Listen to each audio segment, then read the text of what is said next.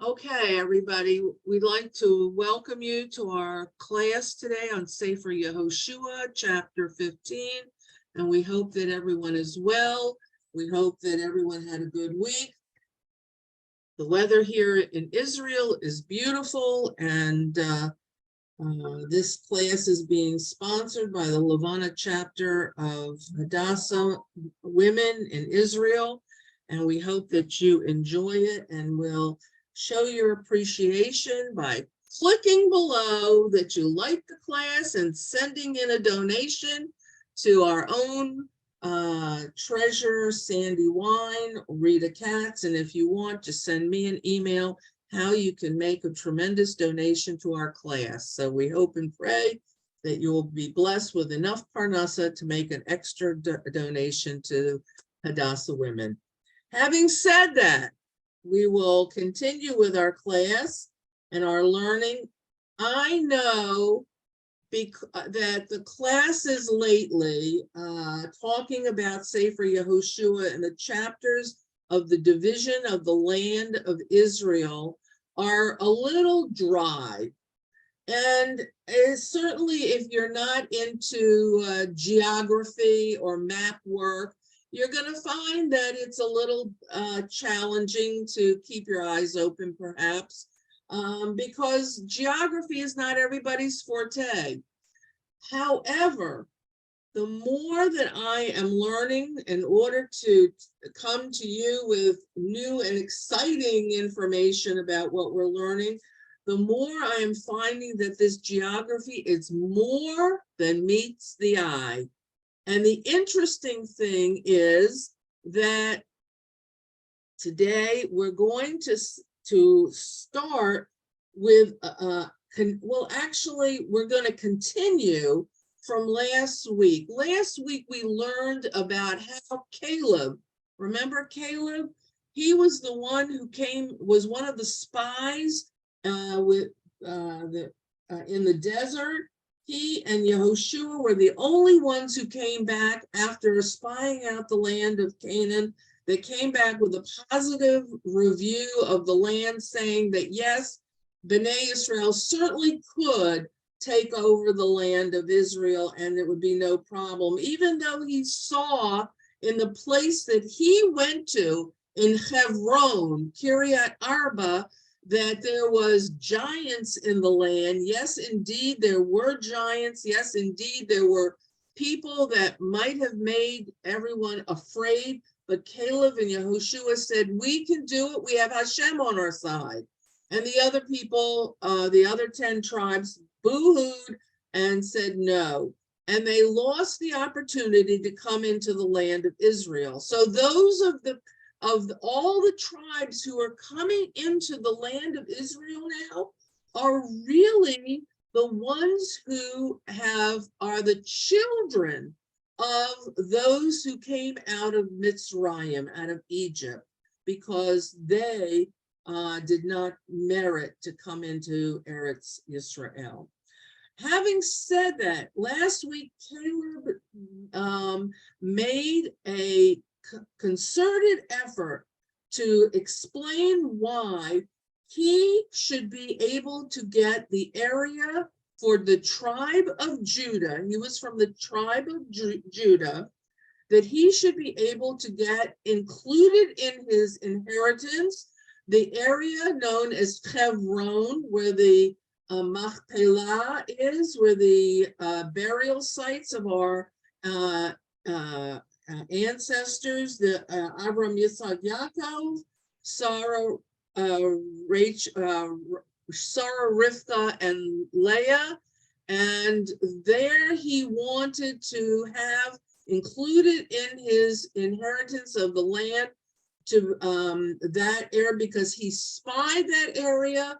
He had gone to the, as the Midrash says, he had gone to the burial sites of the patriarchs and matriarchs, and he got strength and courage from his davening there, and so consequently it meant a tremendous amount. And Hashem himself says to Caleb, you get that land. He promised that land. And so consequently, Yehoshua says, of course, that will be included in your land. Now, this week, we continue in a very interesting vein of how Caleb not only acquires the land, but it is a tremendous amount of property. And in chapter 15, which Cynthia is going to read for us, you there, Cynthia? We find that there are 112 cities, villages that are included in the property. And this is the most extensive description of any of the properties, the inherited properties, land that are given to the tribes. There is also a reason that we're going to learn about some of the area, but first we're going to read it. And Cynthia, are you there? Yes, I am. May I say something first? I want to thank you, Rhonda, for the wonderful handout that you gave. I printed and read every single page. It's amazing. Thank you. You didn't have to do that, but okay, I'm glad you did. So let's start, Cynthia, with chapter 15. It's a long chapter because it lists a tremendous amount of the cities and the borders. And so consequently, what I'm going to do is I'm going to put up a map of the area, and you'll be able to see it while Cynthia is describing it to us. We understand that I believe, and I actually think that it's certainly for a reason, that we hear about all these cities. I believe there's a reason that Hashem wants us to know about Yehuda, about what is included and the area there. So let's see, is this? When you say 112 cities and villages in the whole of the land. No, in Judah. Okay, just in Judah. All right, now do you see this on your screen? It's the map. The whole thing is the map of the tribes, but we're not interested in anything but Judah right now. And you can see, and Cynthia is going to read where all this includes, all the way down. Can you see here? Down to the Sinai Peninsula. So it was a huge chunk of property. And I believe that there was good reason for that. And we hear a lot about that when we read Shmuel and about David. Okay, so Cynthia, will you start reading, please? This then was the lot of the tribe of the children of Yehuda by their families. To the border of Edom, the wilderness of Sin towards Negev in the far south. And their south border was the far shore of the Salt Sea, from the bay that turns southwards. And it went out to the south side to Ma'ale Akrabim, and passed along to Tzin, and ascended up to the south to Kadesh Barnea, and passed along to Hezron, and went up to Adar, and came round to Karka. From there it passed towards Atzmon, and went out to the Wadi of Mitzrayim, and the terminations of their border were at the sea. This shall be your northern border, and the east border was the Salt Sea, even to the end of the Yarden, and their border in the north quarter was from the bay of the sea at the extremity of the Yarden. And the border went up to Beit Hogla, and passed along the north of Beit Arava, and the border went up to the stone of Bohan, the son of Reuven. And the border went up towards Dvir, from the valley of Achor, and so northward, turning towards Gilgal, which is opposite the ascent to Adumim, which is on the south side of the border. And the border passed towards the waters of Ein Shemesh, and its terminations were Ein Rogel.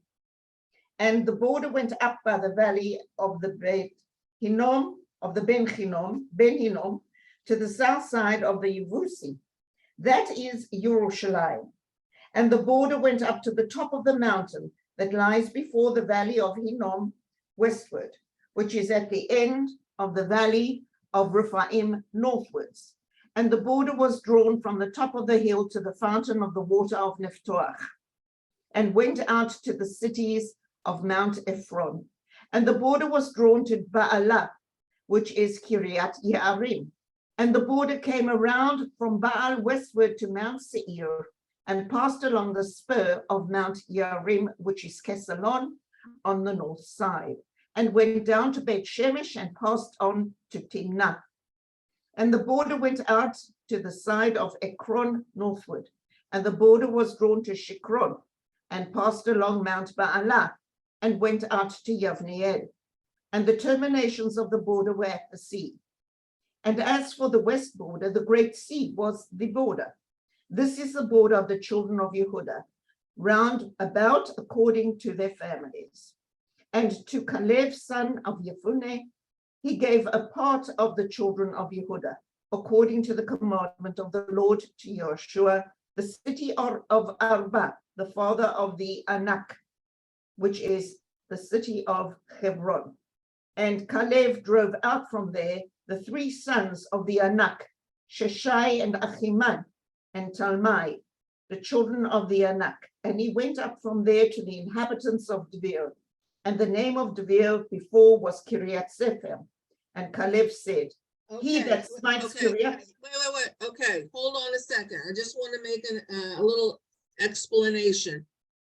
We have not heard the end of the board about the borders of Yehuda, but if you notice in the map, look, we're about Yehuda has the Dead Sea, that's the salt sea that they're talking about.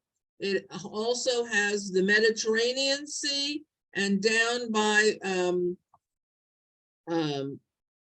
the Sinai, there was a wadi there that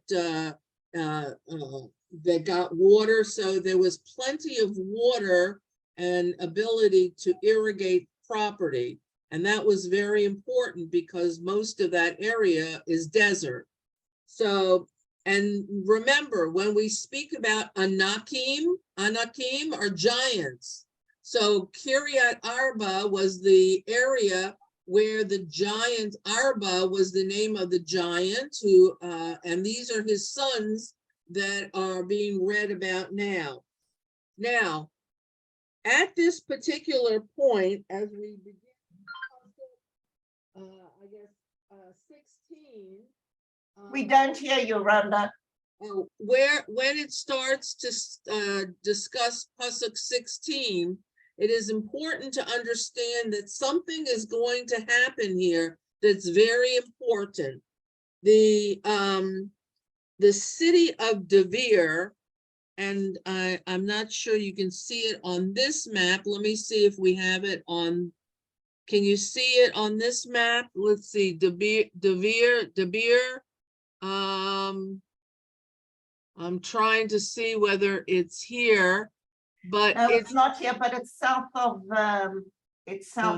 here, right here it is. Yeah. There, okay. It's south west of Hebron. So and Hebron is also known as Kiryat Arba. So here's Devir. It now says that Devir, which is also known as Kiryat Sefer, it is not Kiryat Sefer that is now in near Modi'in. It's not that at all. It's a different place. This is where it is in the middle of the desert here. And so it's important that you understand now that something is going to happen here. And I'd like you to pay good attention to this because we're going to talk about this a little more in depth. Go ahead. 16, right? Yes, yes. And Caleb said, he that smites Kiryat Sefer and takes it, to him will I give Achsa, my daughter, to wife. And Othniel, the son of Kenaz, the brother of Caleb, took it. And he gave him Achsa, his daughter, to wife. And it came to pass when she arrived that she enticed him to ask of her father a field. And she came down from her ass. And Caleb said to her, what wouldst thou have? And she answered, give me a blessing, for thou hast given me the land of the Negev. Give me also pools of water. And he gave her the upper pools and the lower pools.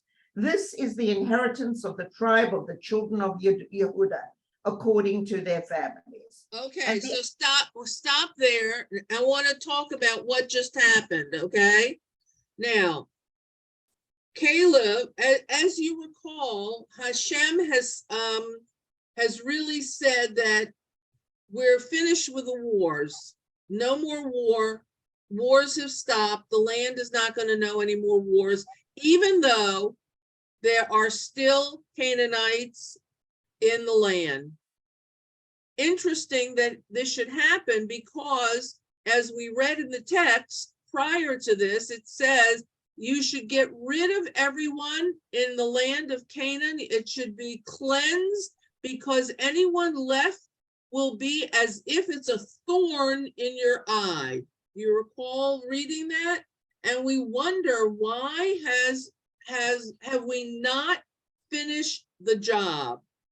There are a lot of mefarshim, a lot of commentaries about why we didn't finish it, but the fact remains that it is time for us to settle the land. There is 7 years of constant fighting, and it's Hashem feels it's time to start settling the land and becoming owners of our property, the inheritance that we receive, we meaning the tribes receive, so that they can start creating the land, God's land. Now, in the area of Judah, Caleb gets Hebron, which I'm showing you on the map, and he goes and he says he needs help conquering the area of Davir.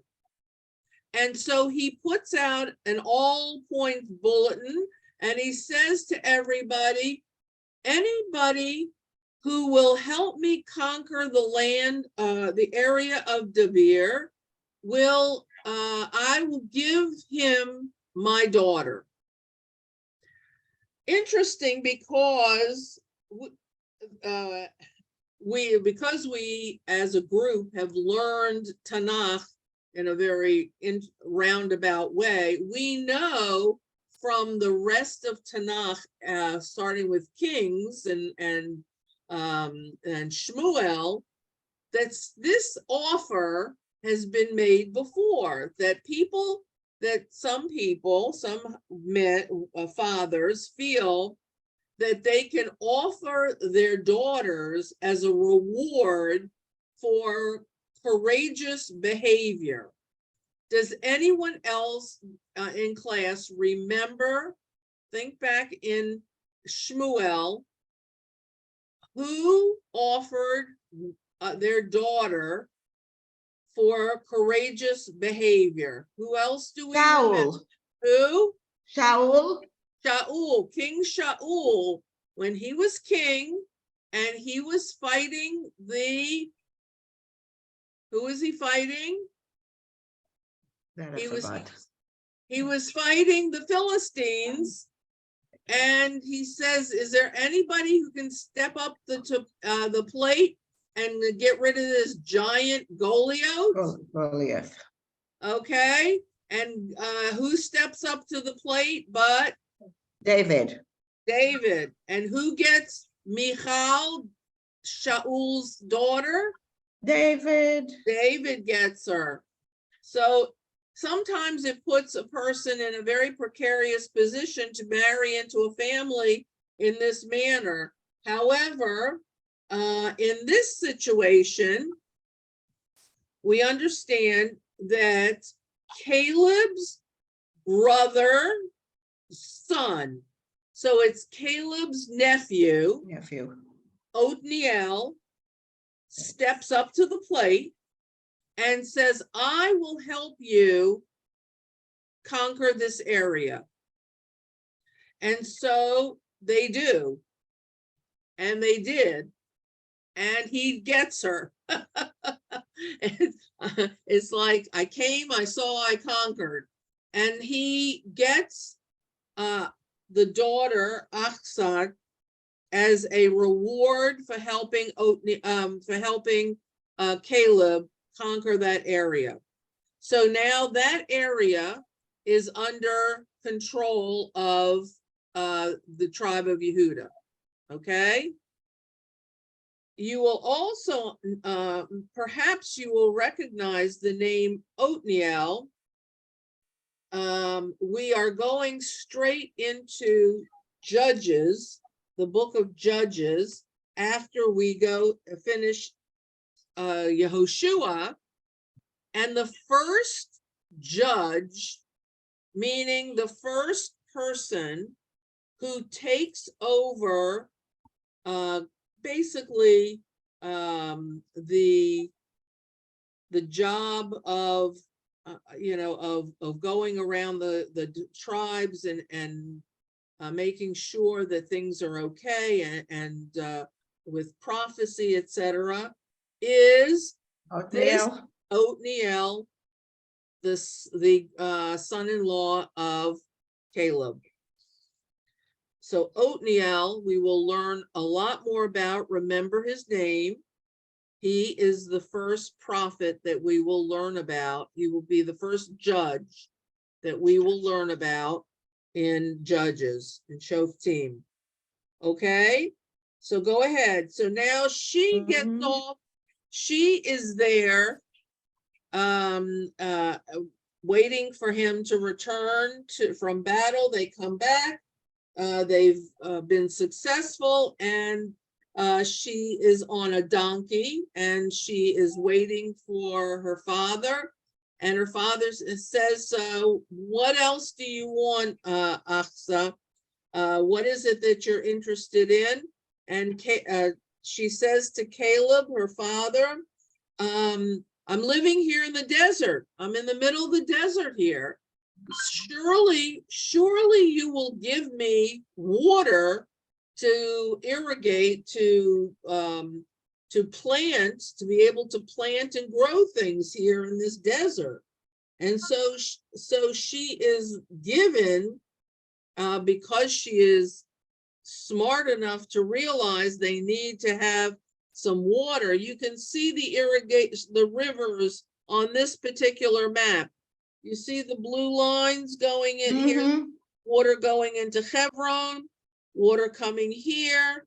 Now we don't see that there's anything going straight into Devere or Kiryat Sefer, but certainly it says that they inherit the upper springs and the lower springs. So there must have been some kind of wells or water coming in from somewhere here in this area. So that was a very important request. And that is basically all that we hear about her and Othniel for now. Now we continue from Pasuk 21, all the areas that are included in the inheritance of Yehuda. It is not an easy read, and certainly it's not exciting, but I feel that it's important that you get the magnitude of this area and how much it includes. Go ahead, Cynthia. And the utmost cities of the tribe of the children of Yehuda towards the border of Edom southward were Kavsiel and Eder and Yagur and Kina and Dimona and Adada, and Kadesh, and Chatzor, and Gitnan, Ziph, and Telem, and Bealot, and Chatzor, Chadata, and Keriot, and Hezron, which is Chatzor, Amam, and Shema, and Molada, and Chatzagada, and Heshmon, and Beit Pelet, and Chazar Shual, and Beersheba, and Beziotia, Baalah, and Iyim, and Ezem, and Eltolad, and Kesil, and Chorma, and Ziklag, and Madmana, and Sansana, and Levaot, and Shilchim, and Ain, and Rimon. All the cities were 29 and their villages. And in the valley, Eshtaol, and Sorah, and Ashna, and Zanoach, and Ein Ganim, Tapuach, and Enam, Yarmut, and Adulam, and Socho, and Azika, and Sha'araim, and Aditaim, and Gedera, and Gederotaim, 14 cities with their villages. Senan, and Chadashah, and Migdalgad, and Dilan, and Mitzpeh, and Yoktiel, Lachish, and Bozkat, and Eglon, and Kabon, and Lachmas, and Kitlish, and Kderot, Beit Dagon, and Naamah, and Makedah, 16 cities with their villages. Livna, and Eter, and Ashan, and Yiftach, and Ashna, and Netziv, and Keilah, and Achziv, and Maresha, 9 cities with their villages. Ekron with its hamlets and villages. From Ekron to the sea, all that lay near Ashdod with their villages. Ashdod with its hamlets and villages. Azah with its hamlets and villages. To the Wadi of Mitzrayim and the Great Sea being the border. And in the mountains, Shamir and Yatir and Socho and Dana and Kiryat Sana, which is Devir, and Anav and Eshtemo, and Anim and Goshen, and Cholon and Gilo, 11 cities with their villages. Arav and Duma, and Esham, and Yanus, and Beit Tapuach, and Afika, and Chumta, and Kiryat Arba, which is Hebron, and Seor, 9 cities with their villages. Maon, Carmel, and Zib, and Utah, and Yisrael, and Yokdeam, and Zanoach, Chaim, Giv'ah, and Timnah, 10 cities and their villages. Chalchul, Ben-Gur, and Gedot, and Maarat, and Betanot, and El Tekon, 6 cities and their villages. Kiryat Baal, which is Kiryat Yarim, and Rabbah, 2 cities with their villages. In the wilderness, Beit Ha'arava, Midin, Shechachta, and Nifshan, Ir HaMelach, and Ein Gedi, 6 cities and their villages. As for the Yevusi, the inhabitants of Yerushalayim, the children of Yehuda could not drive them out, but the Yevusi dwell with the children of Yehuda at Yerushalayim to this day. Okay, And the lot. okay, very good. Okay, thank you very much. That's the end of chapter 15. Now, that was a lot of listing of areas, and consequently, now we know that this was a very, very big piece of property.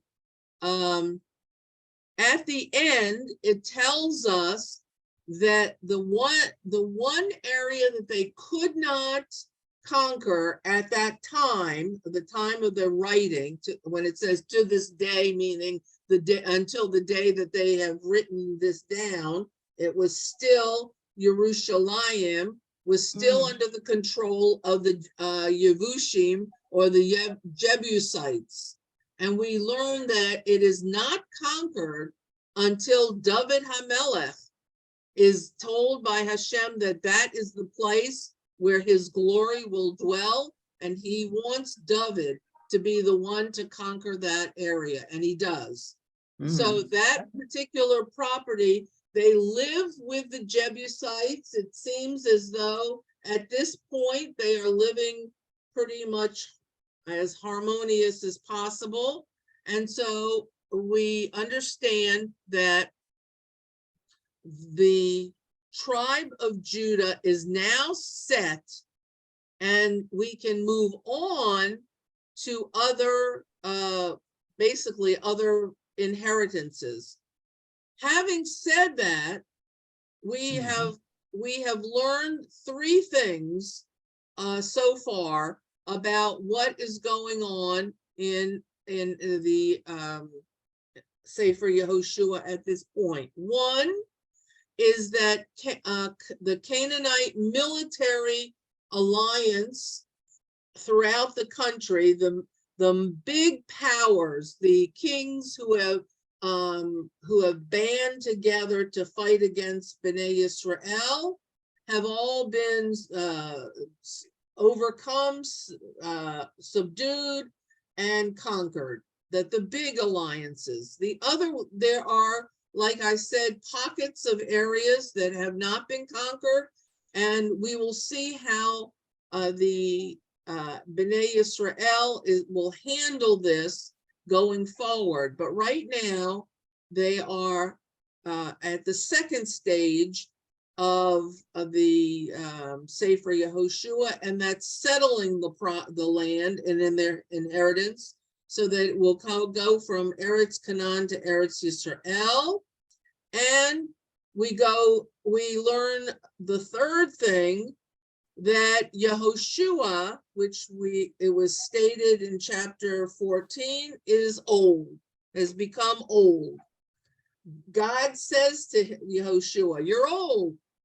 You are advanced in years." And so what does that actually mean? We learn that Caleb is old.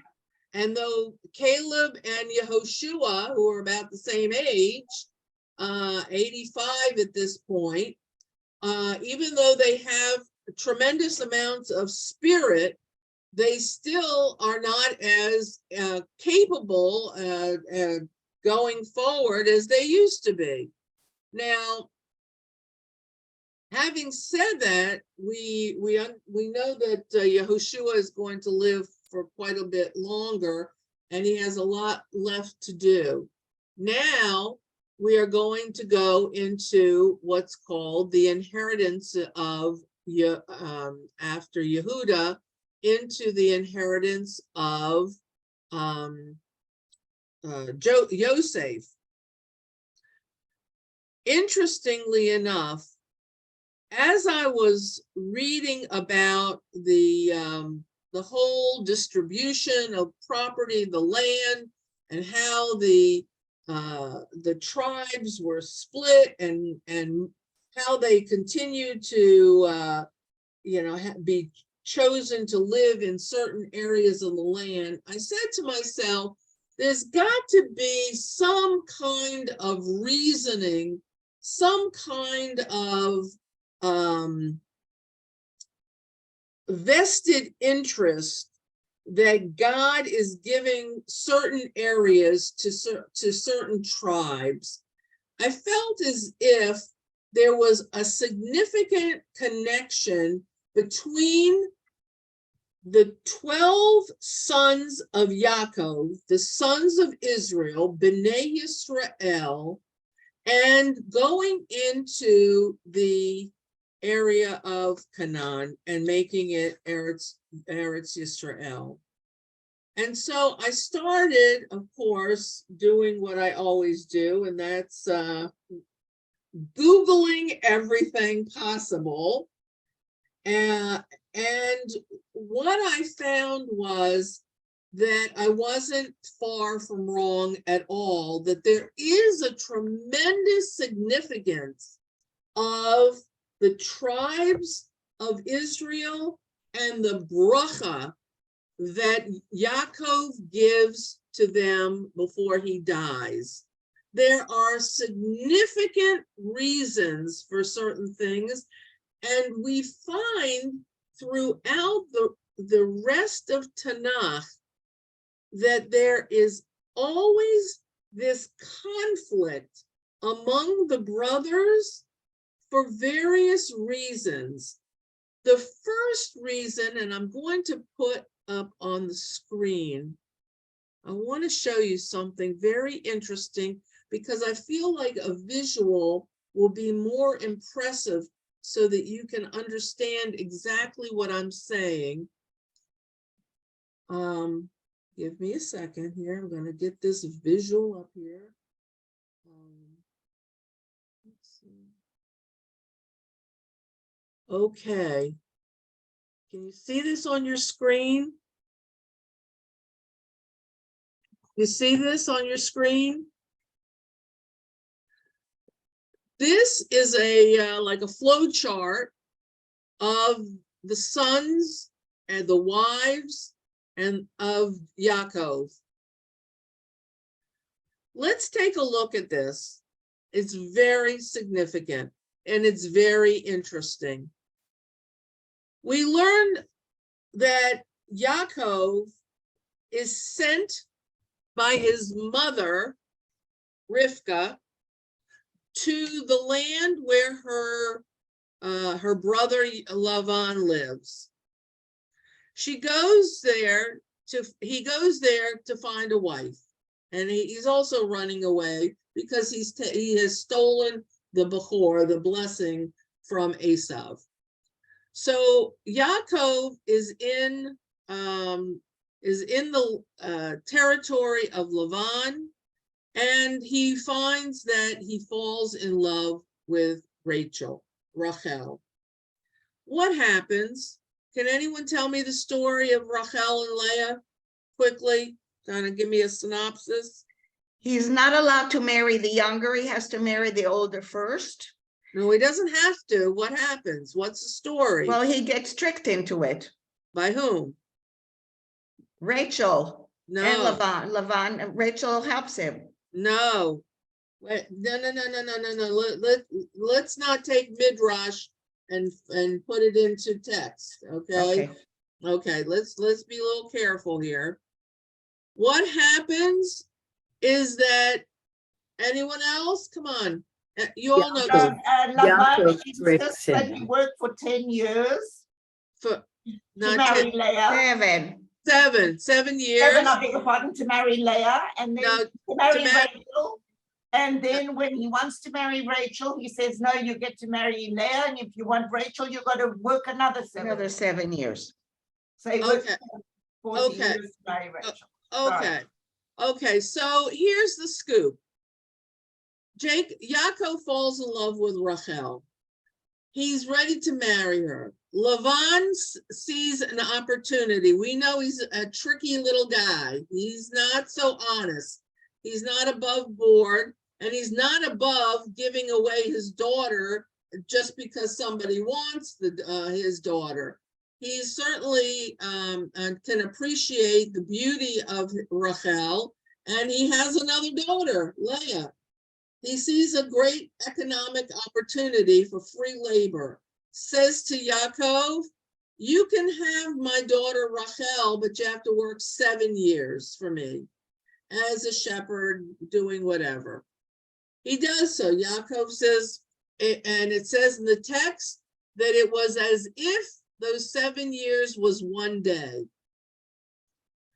Then, as they go to the chuppah, as they go to get married, Lavan switches Rachel for Leah, and unbeknownst to Yaakov, he marries Leah, the oldest daughter. Do you know what we do today as a reminder of this very thing? Yes. What do we do? We have the bedecken before a ceremony, so that the What groom ceremony? comes in. It's At the wedding. at the wedding. Yeah, the groom comes and sees the bride, and she doesn't have her veil on, and he puts the veil over her face once he's seen her, so that there can be no trickery. That's right. Okay. Okay.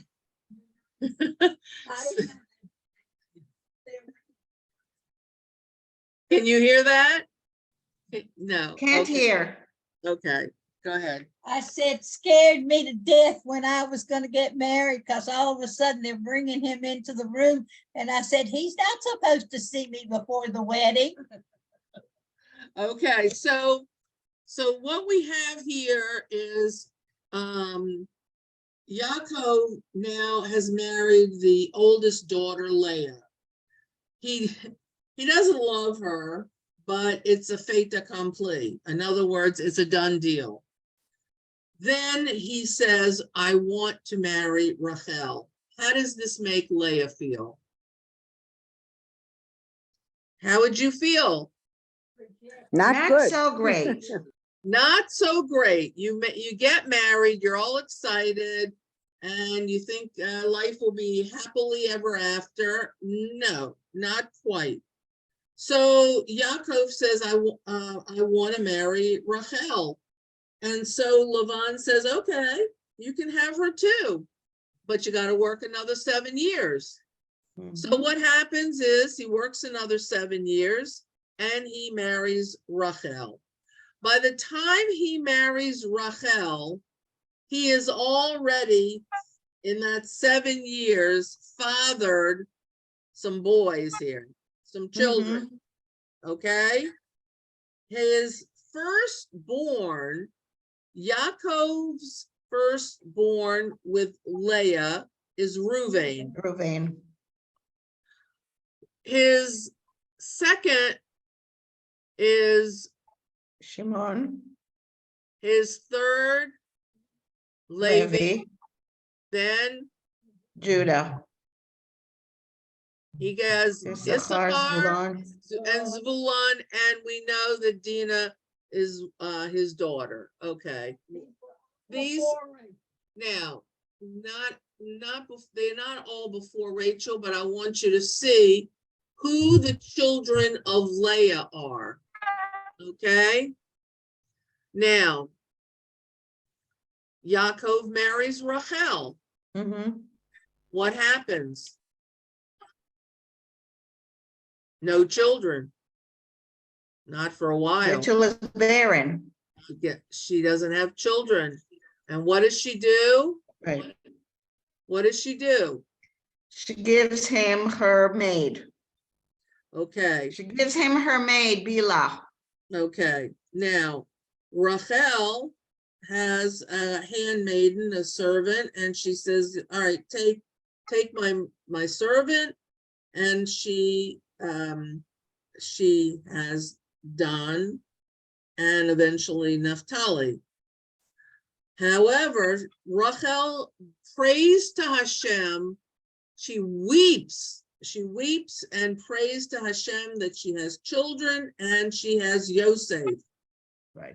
Yosef is Jacob's Bachor with Rachel.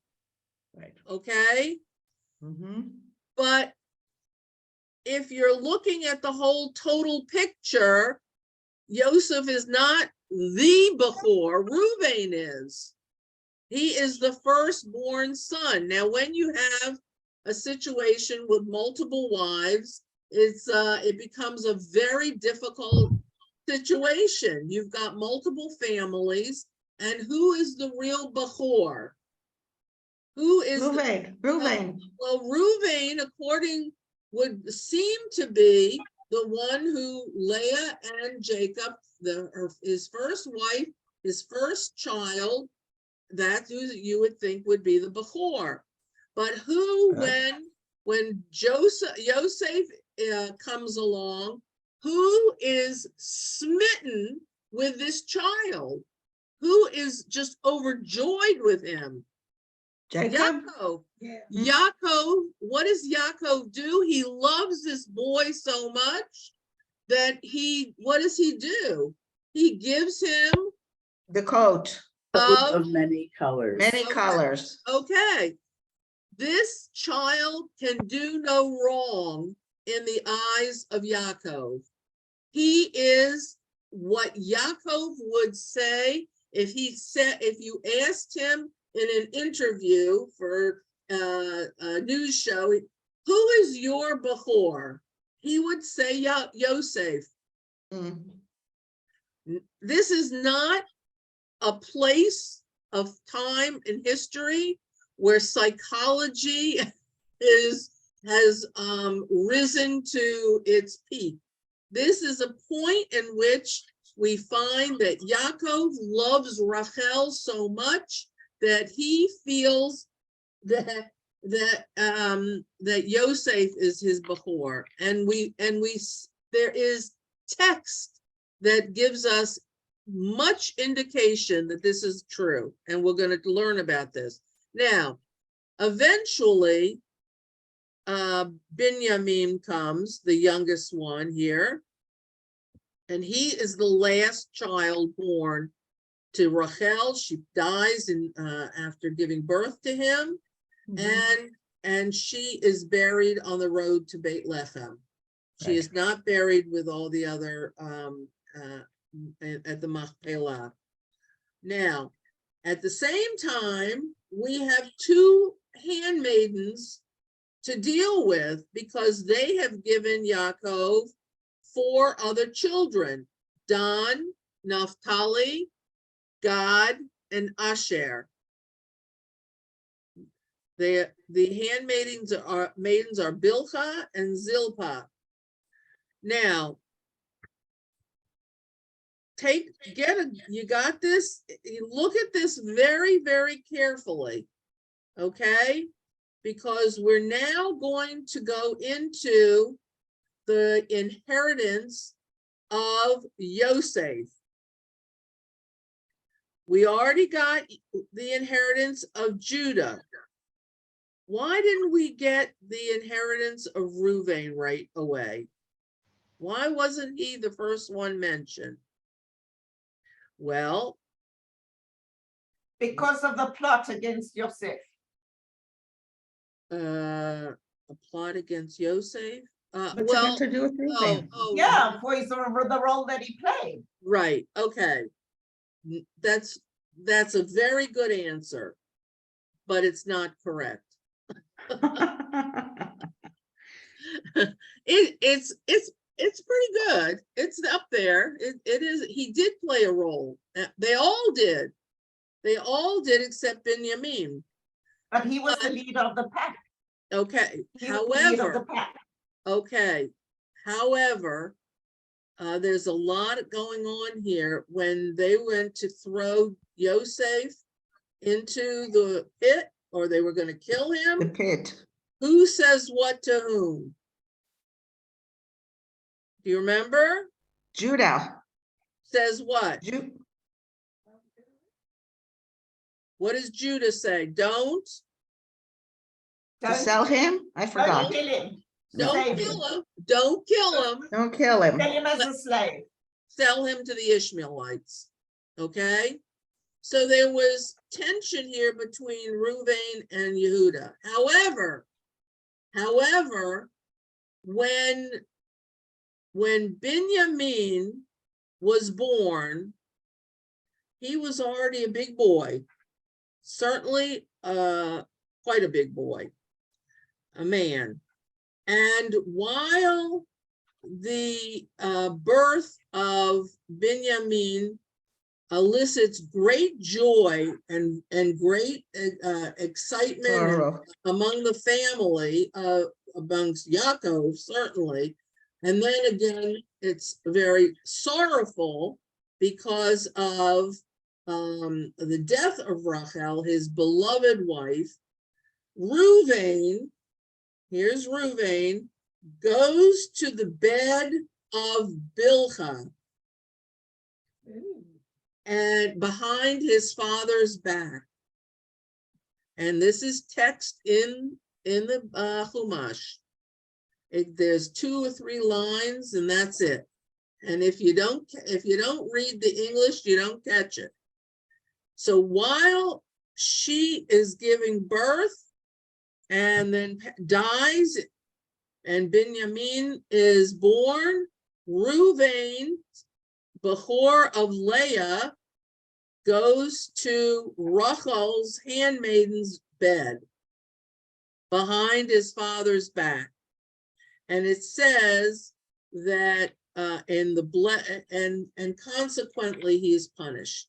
And we'll see that. We'll get into that.